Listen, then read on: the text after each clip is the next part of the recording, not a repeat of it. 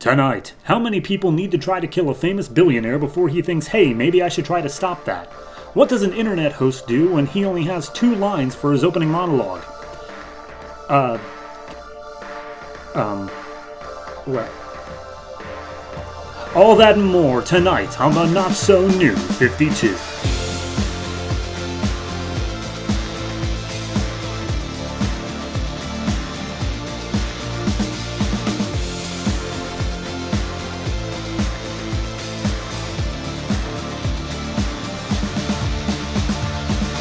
Hello everyone and welcome to episode 13 of the Not So New 52. I am your host and oh boy, it's a short one this week. I cannot even begin to describe.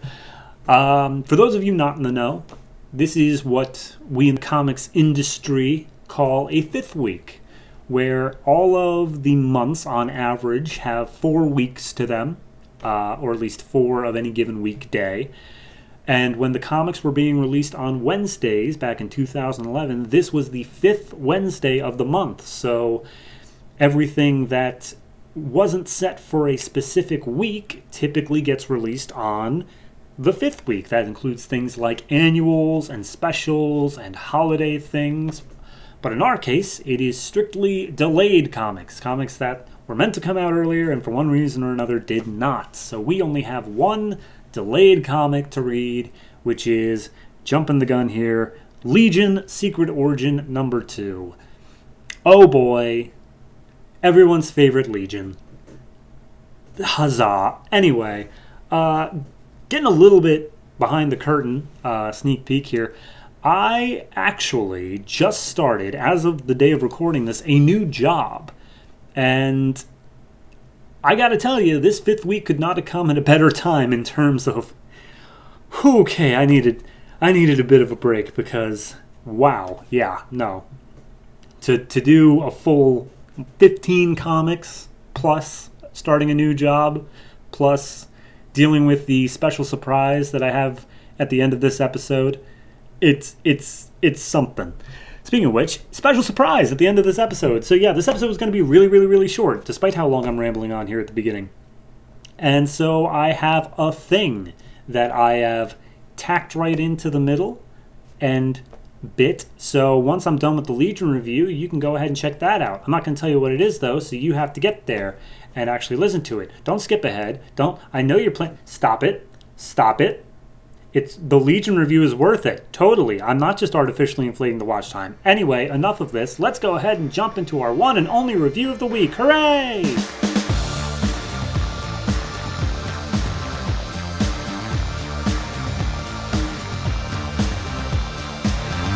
Legion Secret Origin number 2, written by Paul Levitz, art by Chris Batista. We last left off with Phantom Girl showing up and giving a warning that something bad was coming, and Triplicate Girl? Yes, Triplicate Girl joining the team of Legionnaires, all working for rich guy R.J. Brand. This issue, not a lot happens, so I'm not going to bother giving it the point by point. I'm just going to give you the 3 arcs that happened. Arc number 1 is people are trying to kill R.J. Brand, like, very frequently. And he's got his 4 Legionnaires around him. Saturn Girl, who always gives the team like a quarter second of warning. Cosmic... Oh, I always get it wrong. Boy? Cosmic Lad? Cosmic Boy. Okay, Cosmic Boy. He takes whatever vehicle they're coming to assassinate him in and he just kind of like freezes it. Lightning Lad uses his lightning powers to take care of them. Not kill them, but, just shock them a little bit. And Triplicate Girl just kind of is. She hasn't done anything yet. And this happens twice over the course of the issue, both exactly the same way. The only difference is that the second time they remark how, I thought Earth was supposed to be peaceful, but we keep on getting attacked like this. And R.J. Brand's like, we should find out who's trying to kill me, which seems like the reasonable thing to do after the first time, but whatever. Second plot we got is Phantom Girl and Brainiac 5 are just basically talking, and Brainiac's trying to suss out, like, hey, you are definitely something worth studying, and he's like trying to poke around at her, but of course she's transparent intangible, however you want to call it. And she basically just gives him more of a warning of, hey, look, I came through a wormhole to get to you guys, and the place, like this place that looks destroyed, it looks like it might have been the same monsters that have been destroying my home planets, so maybe they can get through that wormhole thing as well. So I'm here to give you a warning on that. And as if on cue, I think the exact same thing they're talking about in terms of wormholes opens up. This giant, like, roaming gladiator-looking robot steps out with a energy gun for an arm, and he starts blasting Brainiac. And Brainiac, his shield's on, nothing can hurt him, and he's like, this is interesting, I wonder. And he basically pulls a Bugs Bunny where he just sticks his finger in the gun's barrel, and it backfires and explodes all over the guy. We get a brief little arc of the science police who are like, wow, Brainiac 5 sure is strong and smart and like really dangerous in a lot of ways. We need to get him on our side. And then there's a call from the Admiral Allen. His son calls and he's like, hey, Dad, I'm about to graduate, but instead of joining the science police, have you ever heard of this thing called Legion?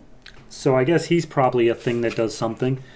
And then the last arc that we go through is the Security Council. I know they're called something else, but, you know, they're the guys in the background who are trying to keep everyone safe in the United Planets. And basically, it's just a whole bunch of pages of them going like, none of this is making any goddamn sense. Like, all right, so we have the Legionnaires are doing their thing, and the person who gets all these premonitions says that they're super duper important, but we can't figure out why. The attack on that planet that Brainiac's on seemingly has nothing to do with the attack on RJ Brand, but Premonition Girl says they are. Like, no one can piece this stuff together. And so the old guy, who seems to be like the main human sort of stand-in or whatever, he stands up and he's like, all right, look, we've been in the shadows for a while. Maybe these Legionnaires shouldn't be controlled by some billionaire or adopted into the space or the science police. So let's go make them into something even cooler, I guess. So yeah, that's basically where it leaves off. I like this more than the other two Legion books. And it's only because, despite it being very simple, I get it. I know what's happening. How many Legionnaires did they introduce in this book? The answer? Less than one, which is the perfect amount when I'm still recovering from like 6 in the last issue. But even then, they did that in a proper pacing. There was like 1 per page, except for that one where the 3 were introduced. But even then, they were given time and space. And I'm just saying, this is how you introduce characters to a book that people may not know that well. You're writing the other book, Paul Levitz. I don't know how you don't get this.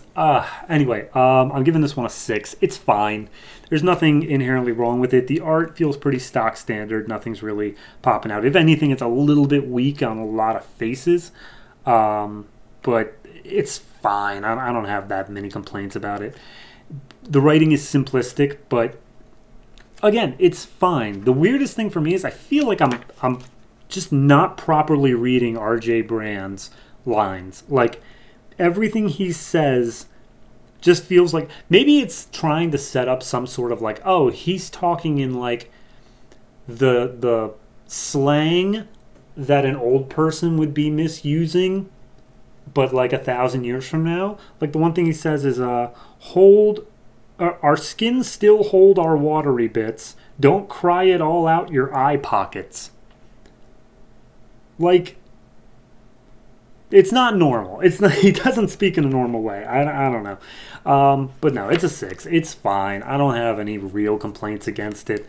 It's just here. It's just a little filler book. So hey, not everything connected to Legion is the worst.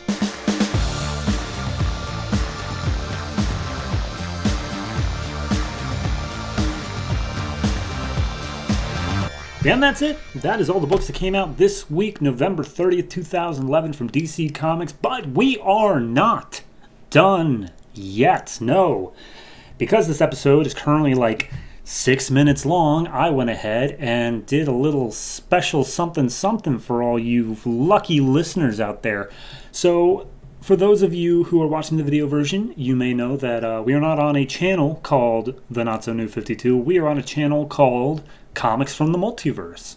And as such, we are part of the same sort of sister network thing as Comics from the Multiverse, a DC Comics podcast that started back when DC finished the New 52, and they've been talking about comics ever since. There is Peter, there is Matt, and there is Connor, and, you know, maybe a couple guest spots from certain people on certain Wonder Woman anniversary issues, but lo and behold, I reached out to them and I said, hey, I need a guest spot here.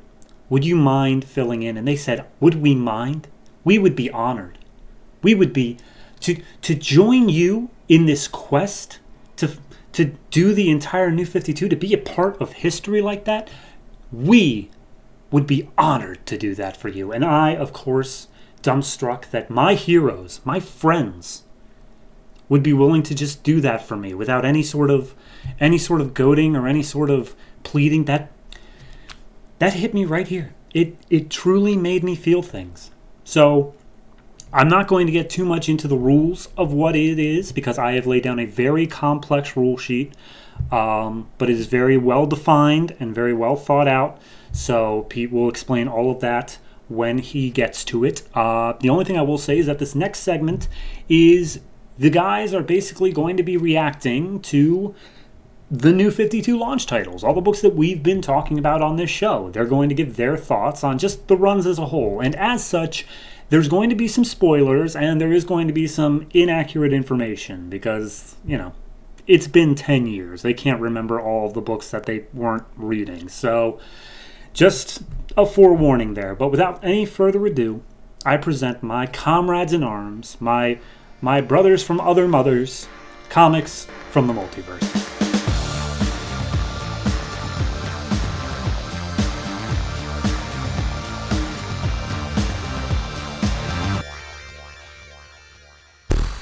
What does that prick David want us to do again? Something? I don't know. I'm only here because you told me I had to be. So something to do with the New 52. He's a masochist or something. I don't know. He's a bit of a weirdo, in all honesty. But that's like the pot calling the kettle black. David has requested that we go through the launch list of the New 52.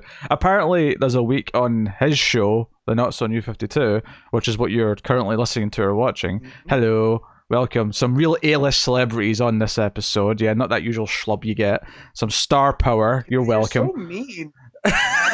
I thought you were mean to Connor, but jeez. But yes, so David's given me a list of New 52 launch titles. He's given me buttons that I can keep track of what we're positive and negative on. I think he tried to give me rules. I think I'm mostly going to ignore those. Now, there is a button for Connor, because obviously he didn't know if Connor was going to be here. So I think we should take a vote, each one, and say what Connor would be picking. I think that might be the funnest part of this, to be honest. So, boy. So yeah, just gonna go through them one by one. There are solicits for the first issues here if we need to remind ourselves what any of them are. I feel like for most of them we won't, but there might be a couple of weird ones that are, you know, whatever. So without further ado, let's just get into it. Let's give him his filler material. So, first one on this list, which was randomized for the record. There's no rhyme or reason to this. Yeah, he's front loading the stuff he really wants to hear. Well, he really wants to hear about Blue Beetle then, by Tony Bedard and Ig Guara, back at the Lodge. I did read the first 6 or 7 issues of this. So did you read much of this?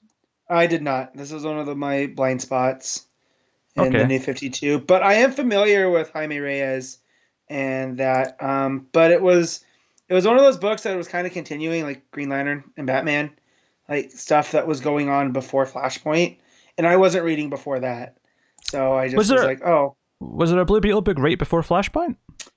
He had like a backup that was going through stuff. I see. Written by the same team.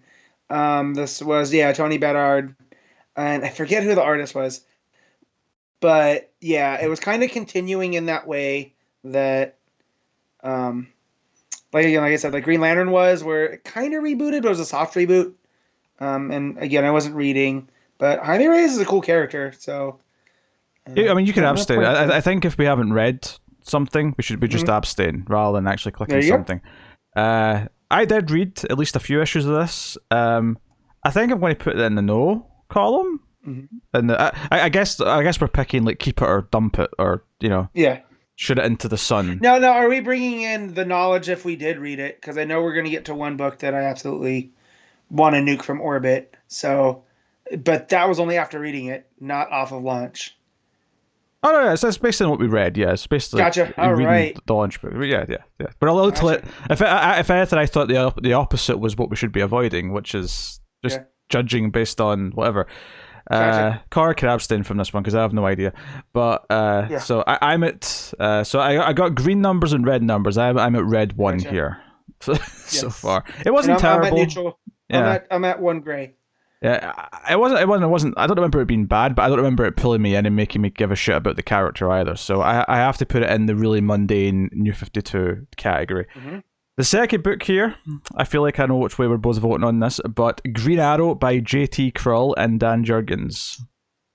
So at launch, absolutely not. That book was boring, and it was not fun. It wasn't until Lemire took over that it really became good. Yeah, but we're discussing it at launch though, so. Yep. So get that out. Yeah. Throw it. Yep. We're throwing it into the sun. Right, that's a red for me too. So that's 2 red for me and 1 red for Matt. That's maybe fun. I want to see how high these numbers go. Yeah. I feel like the red number's going to be quite high. Oh, that's what might save it. Aquaman, Jeff Johns and Ivan Reis. Big fan of this one. This crossover with Justice League, Throne of Atlantis, which was a great event, and you could see the seeds of it from the start.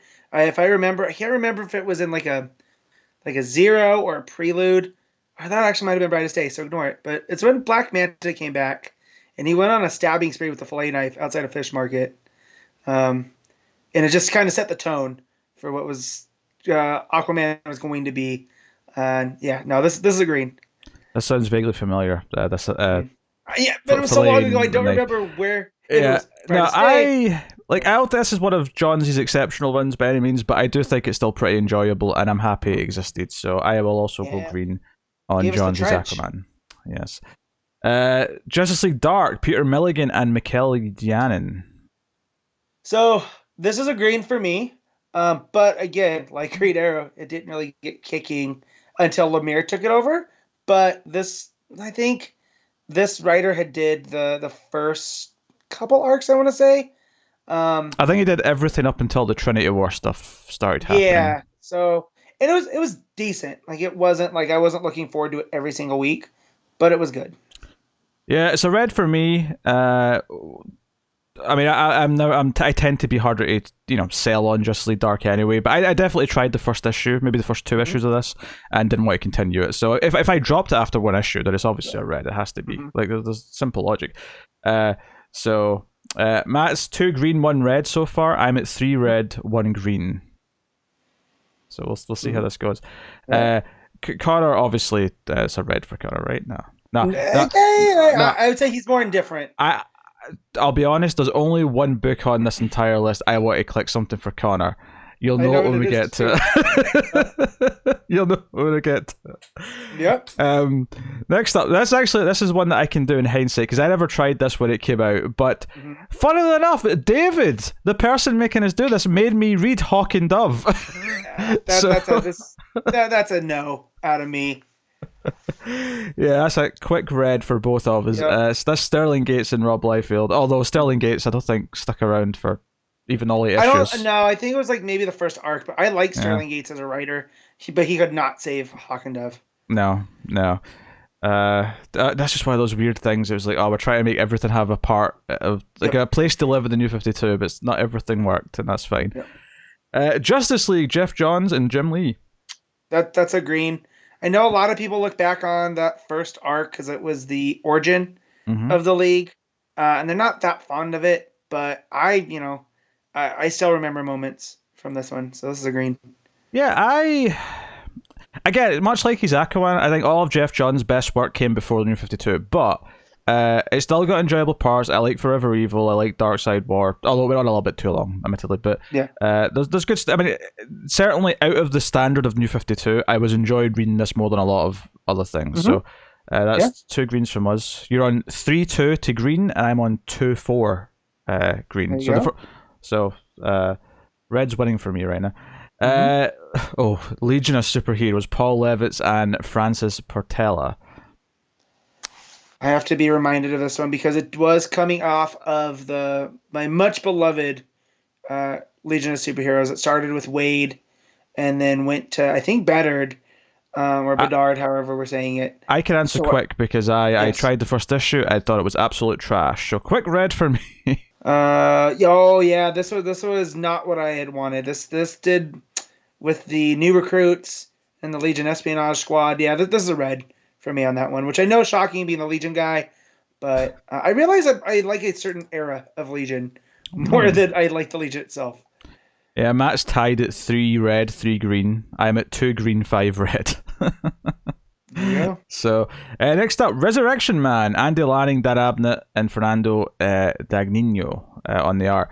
Do you know what's funny about this one is I read the first arc of this, and I had a decent enough time with it. I kind of still fell away from it, because it just, it wasn't necessarily worth sticking with, but I didn't hate Resurrection Man.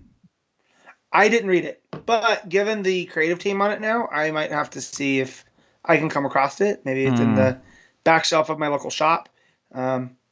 But yeah, this time this was just a concept that I was like, I don't have time for that. I actually think I want to just stay grey on this, because I don't think I like it enough to say that it's a green, but I don't think I dislike it enough to say it's a red. So I think I'm actually just going to leave this grey, which maybe is cheating. But David, screw it. It's my rules. Like, I'm in charge now. Yeah. So, I'm the captain now. Look at me. I'm the captain now. Here's something I never read, Matt, but maybe you did. Men of War, Ivan Brandon and Tom Derenick. Ooh, I'd have to look at the cover because I might be confusing it with the War That Time Forgot. Is this just the World War II? Well, whilst you're looking, I'll read the solicitor. Gotcha. On the ground and on the front lines, a young, headstrong soldier known as Joe Rock assumes command of Easy Company, team of ex-military men turned contractors, while they survive the battle's scarred landscape carved by the DCU's supervillains. I did not read this, but now, man, I kind of wish I did, because this sounds fun. I love Captain Rock as a character. Well, no change to the scores then. Yeah. And another thing I didn't read, Blackhawks. Did you read Blackhawks, man? I did, and I'm going to give this a green, because this was... Oh, okay. Yeah, a very pulpy team of not average, because they're heroes, but they're fighter pilots and spies and stuff, and it was very much them running through these pulpy kind of missions. And I thoroughly enjoyed it, and at one point... Steven Spielberg was tied to be doing a Blackhawks adaptation, and I was so here for that, and that's fallen by the wayside. So yeah, that's a green. I feel like that lived and died in the space of like a day, Matt. Maybe I remember it being talked about for a minute, at least with me. But yeah. Oh, and this was that. Yeah, this one started with the Blackhawks, and then it went back in time, I believe. So yeah, it's a green though. Okay. So you're up to 4 green, 3 red. Mr. Terrific, Eric Wallace, and Gianluca Giuliotto. I probably butchered that name. I apologize. I'll be honest, I don't remember if I tried Mr. Terrific. I don't remember this being a launch title. Was this maybe like slightly like a wave 2? Maybe he's like stretching launch a little bit with this one. September 14th, 2011. Oh. Yeah. It feels like something I would have tried. I feel like I would have bought issue 1 of a Mr. Terrific. I feel like I would have, but I don't remember it. Yeah, I don't. Karen Starr was a supporting character, and we know she becomes Power Girl. So, oh yeah, I don't remember this at all. Yeah. So I definitely didn't read this. This is a gray. Yeah, leave these gray. If we can't talk about it, we can't talk about it. All right, The Flash, Francis Manapul and Brian Buccellato. I can't green this enough. This is one of my favorite runs of all time. I'm going to upset you, Matt, because I think I'm going red on this one. Oh, no, man.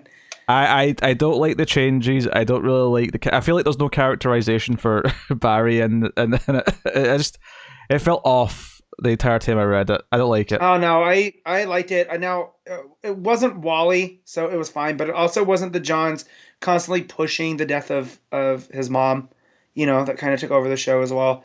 I mean, but we got the Gorillas in there. I forget who was the first. I think the Rogues were the first arc, but man, when we got to the new Zoom and it told a story backwards, I was like, this creative team. I didn't like the new Zoom. I didn't like Captain Cold having ice powers in his like hands, and I just there was just so much in this I didn't like.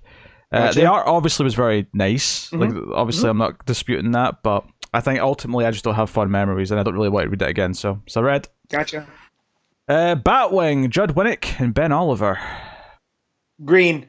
This is the most I liked Batwing until Luke Fox came over. Wasn't this Luke Fox to begin with? No, this was David Zimbabwe. Oh, I'm probably butchering. He was the Batman of Africa. It was spinning out of ink a little bit. And so it was kind of his struggles trying to be Batman in the super corrupt town in Africa.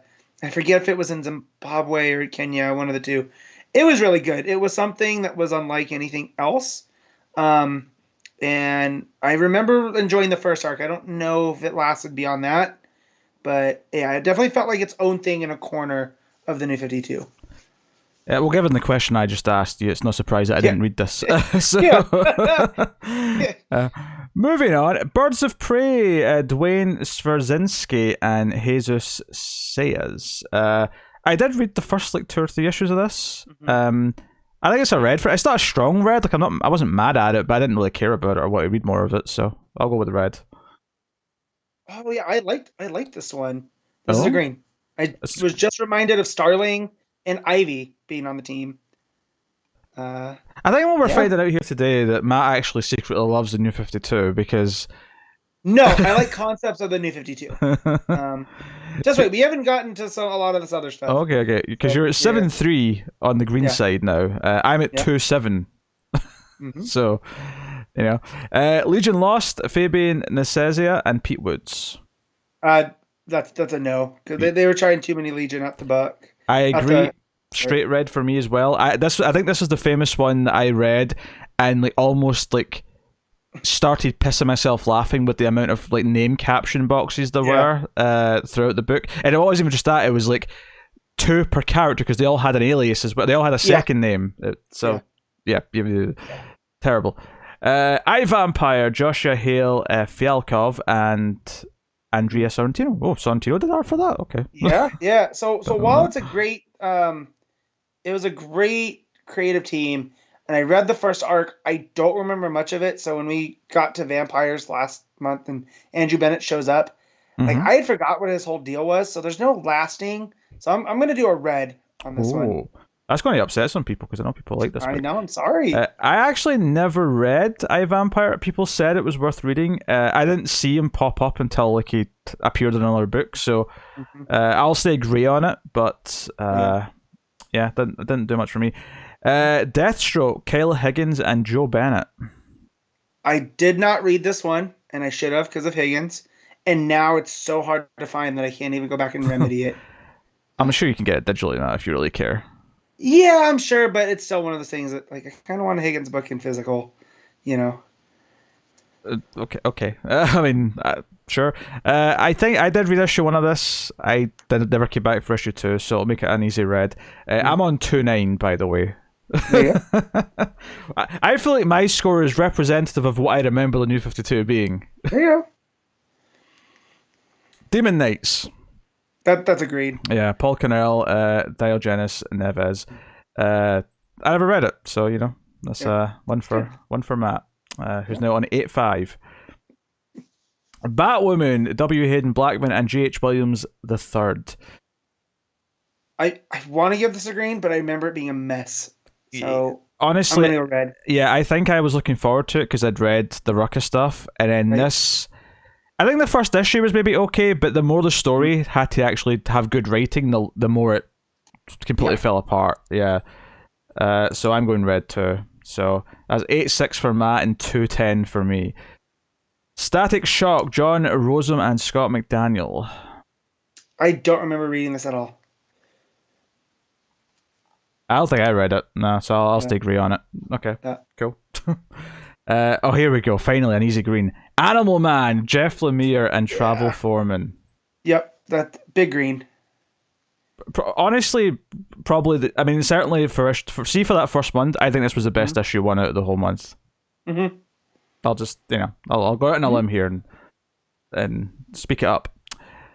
Frankenstein, Agents of Shade, Jeff Lemire, and Alberto Ponticelli. Do you want to guess what I'm going to go with this one? I'm going to guess you're going with the green.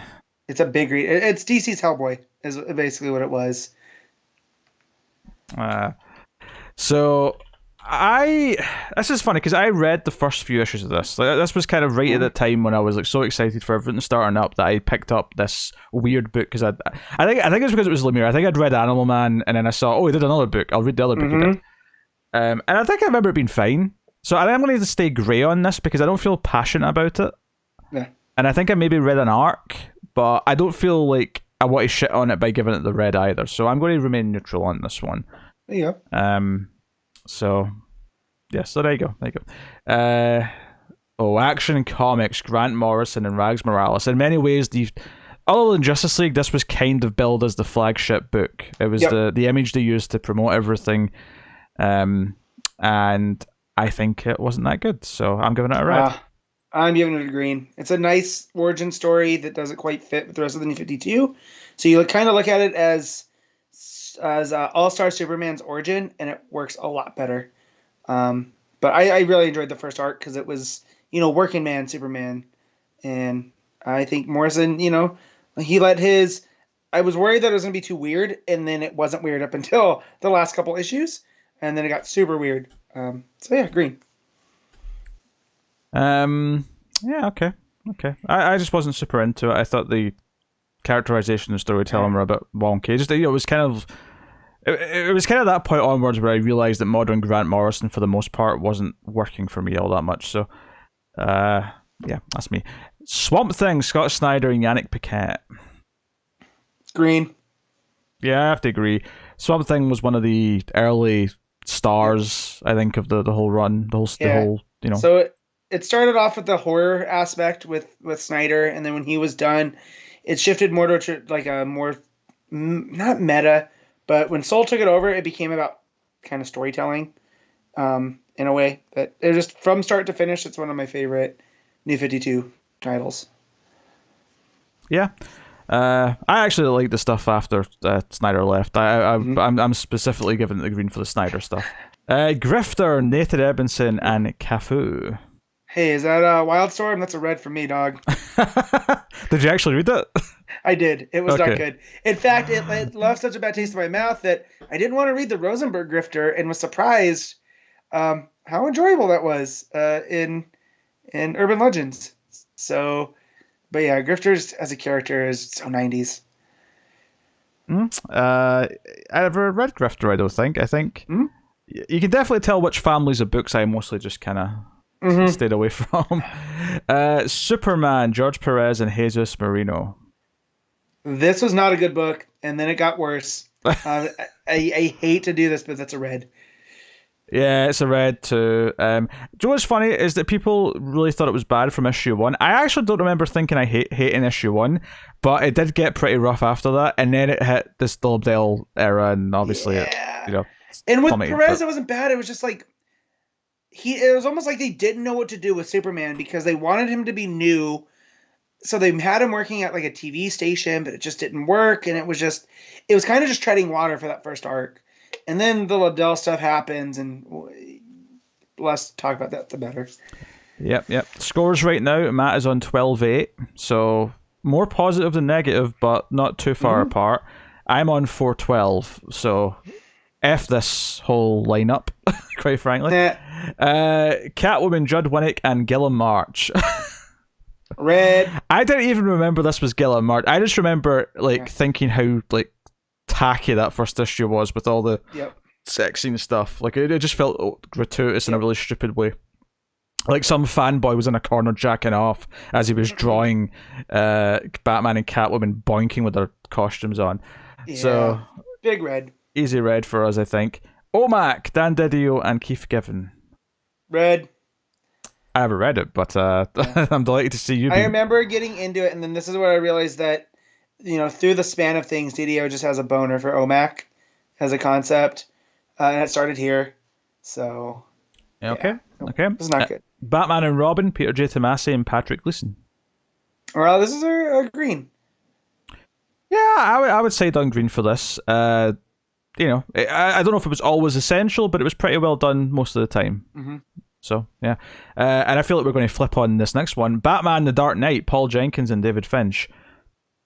I read one issue, and then it felt like it just disappeared, and I don't remember it, so I'm going to give it a red. I read one issue, and I remember that one issue being terrible, and I remember seeing the cover for like issue 3, and it was like Two-Face holding up Batman, but he looked more like Bane with the amount of muscles that Finch had given him, so easy red for me on this one too. Nightwing, Kyle Higgins and Eddie Barrows. Green. I knew you would be agreeing on that. I'm a little conflicted because I don't like this as much as you do. I don't think it's a terrible run, but it's just kind of there. It just kind of exists, and I feel nothing for it. I guess that's I think a lot of things in New 52 felt that way, where because they had to just scrap all the continuity. It was just kind of like, oh well, we're here now, and we can't advance things too much because we have to like wait for like Batman crossovers and shit to tie into and whatever. I'll stay grey on this one. I'm going to choose to be neutral. So I really like this one. You could tell Higgins had a love of the character and the stuff that he was doing with Halley Circus, and once the Talon reveal happened, that was pretty quick. I feel it was really picking up from there. But yeah, green. The Savage Hawkman, Tony S. Daniel and Philip Tan. I don't know if I read this. I did. I know I did. I read the first 2 or 3 issues of this. Fairly easy read, to be honest. Like, I wanted to like a Hawkman book, but it very quickly just felt like a mush to read. Like, it was just a chore getting to it. It was that funny thing where I was so enthusiastic that first month that I tried like a bunch of extra number ones and sort of like I guess I was in a good enough mood that I was like, yeah, I'll read issue 2 as a bunch of these. And I remember getting to a lot of issue 3s, and issue 3s when we're like, I'm buying like 10 books each week, and I need to cut half of these. And, yeah.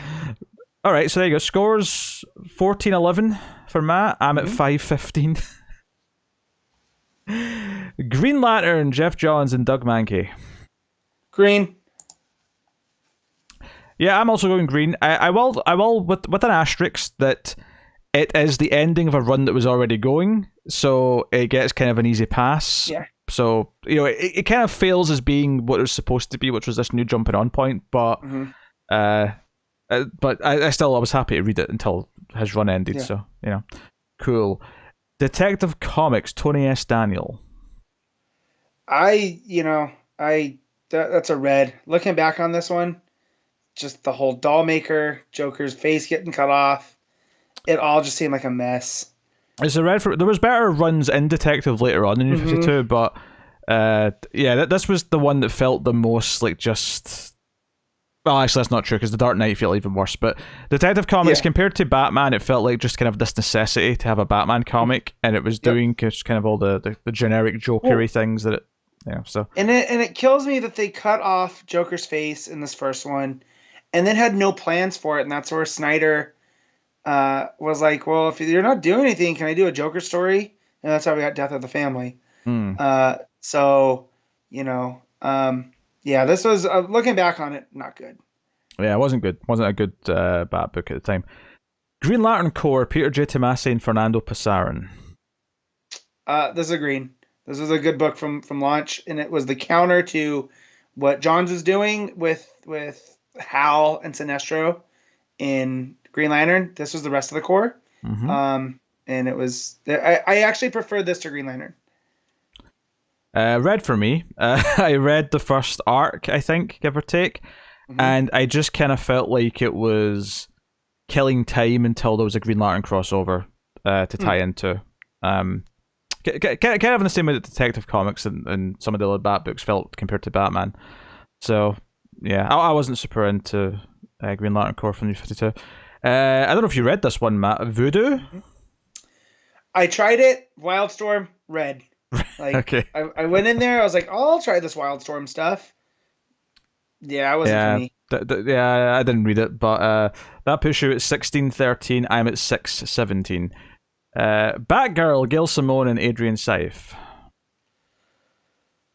I remember this was kind of rough, and I was being disappointed because I like Gail a lot, and I really wanted a Barbara book, but it just was kind of treading water for a while. So I'll go red on this one. You go red, okay. I think I'm going to go green.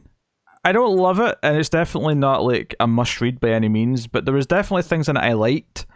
And I think if we're going by the standard of books, as far as I saw it anyway in the New 52, this was one of the more enjoyable ones that I was into reading, at least for some time. There was definitely better stuff later on in the run. Yeah. Well, and it was still Gale who was doing that at the time, so I'm going to give it a gentle green, not a strong green, just a gentle green. Red Lanterns, Peter Milligan and Ed Benes. Yeah, red. Yep. See what I did there? I also read the first arc, and I'm also going to go red. It wasn't the worst thing I've ever, read, but I wouldn't recommend it to anyone. It definitely, when we were feeling the oversaturation of Green Lantern, for sure. Yeah, because that was the fourth Green Lantern book at the time. Yep. Red Hood and the Outlaws. Let me just get in here right away, I should say, and give the green button to Connor, because that is... we know Connor loves Scott Lobdell. Yep. And he's writing. Yeah, I'm gonna go on red on this, but I just want to any chance I can, because we talk crap about Lobdell so much. Mm-hmm. The second arc that featured Starfire, kind of as this pirate captain of a spaceship, and how she inspired like these rebellions across, that in hindsight it's actually a very pretty solid story. The rest of the book around it, absolutely not. So big red. Okay, I'm going red too. Because I did read the first issue of this. Like, I don't think I read it past issue 1, but I did read issue 1. Yeah. So, there you go. Suicide Squad, Adam Glass and Federico Dalla. You'll get it. Dallo. I'll just say that, right? There you go. I'll do. Apologies. I did read issue 1 of this and never came back for issue 2. Which, and if I was being that harsh at that time, then it must have really been rough. Yeah. So red. Red for me. But this is very, I don't want to say important, but this is the first time we had Deathstroke, not Deathstroke, Deadshot on the team, and Harley, and it kind of builds the mold for the Gun movie a little bit more. You also had King Shark and stuff, so it's notable for that. However, the story was not good. Yeah. I think I read the first arc, and they're just like, this is not working for me. Because I came in from Secret 6 with Deadshot, and I thought, oh, this will scratch that itch. Not at all. Cool. Teen Titans. Actually, by the way, just before we move on, Matt has finally crossed over and has more negative than positive. You're now at 6. You knew we were going to get there. Yeah. You're at 16 green and 17 red. I'm at 720. There you go. Teen Titans, Scott Lobdell and Brett Booth. What a team. I read this way longer than I should have. It was not good. Yeah, I read issue... Actually, I think I read the first 3 issues of this, and yeah, it sucked. It was garbage. So, there you go. Into the Sun. Supergirl, Michael Green, Mike Johnson, and Mohammed Asrar. I want to give it a green, but I don't remember much about it. I remember the suit being terrible because it looked like a bikini. But then I also remember Kara coming to Metropolis and befriending Silver Banshee, but I don't remember if that's the first arc or if that was later. If it's not the first arc, it's the second arc. But yeah, because the first issue was just her in the snow after she landed. I remember that quite well. I would say... Yeah, this one's conflicting because I like the end of the New 52 Supergirl with the Perkins stuff, but I definitely fell away from it in the middle when it was doing the Cyborg Superman and like... So I can't really get... there was stuff about it I liked early on, but I can't really give it a green and good conscience because I did drop it not too far into it. Yeah, she also became a Red Lantern at one point too. Oh yeah, and that kind of drove the book down. And that was an actual crossover with the Red Lantern book and all that. Yeah.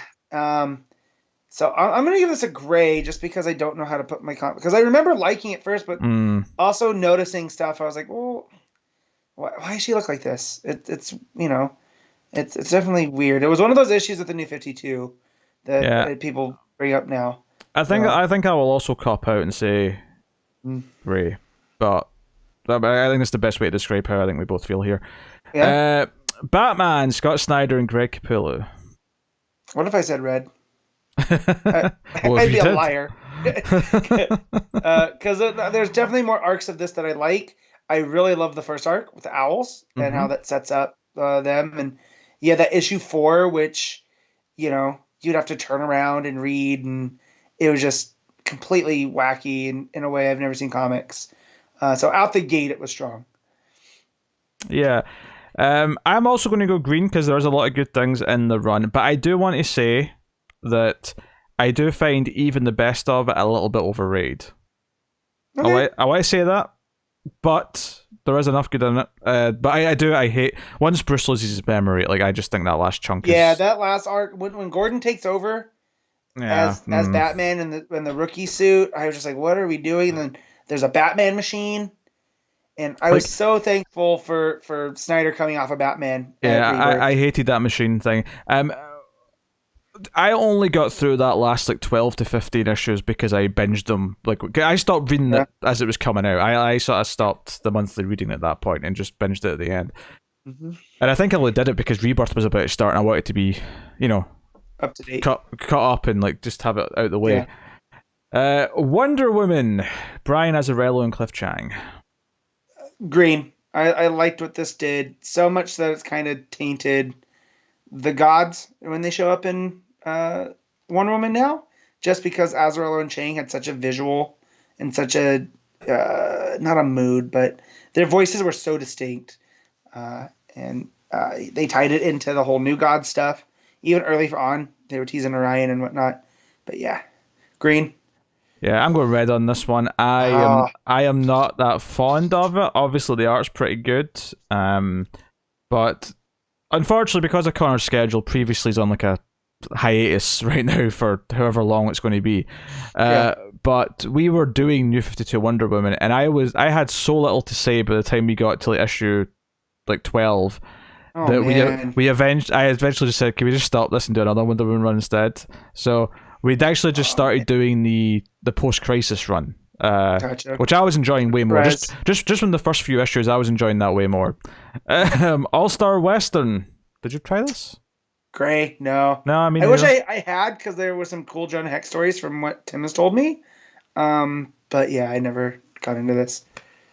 The Fury of Firestorm, the Nuclear Men, Gail Simone with Ethan Van Sciver and Yadari Sinar. Remember Ethan Van Sciver's name been on comics? Yeah, we don't say that name. It's like Candyman. We don't. Yeah. Hey, David, get your bleep button ready. He's such a... All right. Yeah. 100%. It makes me sad because I have a really cool Green Lantern poster that I cannot hang because his name's in the corner, and it makes me so mad. Yeah, now, I read this way longer than I should have because I wanted to like Firestorm, and some of the stuff they were doing just was not good. So, red. Yeah, red for me too. I read the first 3 issues. I was intrigued by the idea of Firestorm. I think after it, I think it was Blackest Night because Firestorm was in Blackest Night, and I think I was like, oh, okay, this is kind of neat. Then it wasn't. This wasn't that great, unfortunately. Green Lantern New Guardians, Tony Bedard and Tyler Kirkham. I think I read this entire series, and it always struggled to find what it was because it was just kind of. It was the Kyle Rayner book, but it was just doing all sorts of weird, wacky stuff. And I don't look back on it fondly now. I was almost reading it out of habit, so red. Yeah, I don't hate the book. I wanted to like it because it was Kyle, and I like the idea of it being one lantern from each color, right? So that was an interesting idea. But yeah, I never really found what story it was trying to be. So I'm going to have to go red as well. I really wanted to like it, but couldn't. Yep. DC Universe presents Paul Jenkins and Bernard Chang. I don't think I've ever read this, actually. I don't think I did either. Oh, no, this was the Origins. So this was basically, it was a rotating book of different origins. This first one had Dead Man on the cover. And Ramakrishna, yeah. Nah, I definitely didn't read this. Yeah. I'm going to give it a gray because I remember this cover, but I don't remember reading it. Okay. Or I might have, but it didn't stick. And yeah. Stormwatch, Paul Cornell and Miguel Sepulveda. Yeah, again, Wildstorm, I tried it, had no idea what any of these characters were. I actually did try this. I don't know why I tried this one and no other Wildstorm books. I think the guy at the comic book shop, like, because I picked up another book that Cornell did, yeah, I said, hey, why don't you try this one too? I said, sure. This is where they threw Martian Manhunter in there with them for no reason. That's right. It was, and it just did not work. Yeah, that's a red for me for the record. I only read the first 2 issues. It didn't do much for me, but yes. Superboy, Scott Lobdell and R.B. Silva. Nuke it from orbit. This book, they took away Connor. They gave us this new Superboy that was steeped in Wildstorm lore, and they were bringing in Gen 13 characters, which is fine, but this is not the Superboy that I wanted. Yeah, bad. Red. Big red. Yeah, red for me too. Connor will give it a green though. So there we go. Justice League International, Dan Jurgens and Aaron Lopresti. Yeah, red. This was again a book that they were trying to capture a certain audience, and it just didn't work. It was like, why do we have an international and a Justice League? Like, it just, and this book never had an identity. Yeah, I did read the first 2 issues, I think, and just never, it never grabbed me, and there was never a reason to come back to it. And we have our final book, which is Captain Atom, G.T. Krull and Freddie Williams II. Yeah, I read a couple of these. It wasn't good. Red. Yeah, I think I read the first 2 or 3, and I'm going to give it a red. Admittedly, I'm only vaguely sure I read it, but I think I remember buying it, so I'll go red because I stopped reading it very quickly. So the final scores: Connor has 2 positive and no negative. He loves it, so he does. I'm at 8 positive and 28 negative, and I would add on to that of the 8 positive, a good number of them are ones where, yes, they're positive, but there's better versions of those books or characters elsewhere. So it's not like they're my favorites of those, properties either. And then Matt, the most even of us, still sides on negative. You have 18 positive and 23 negative. Yeah. So there you go. Hopefully that was a fun little bonus segment for David's weird episode where we only had 1 issue to talk about. So thank you very much. And back to your regular B tier host. Bye-bye.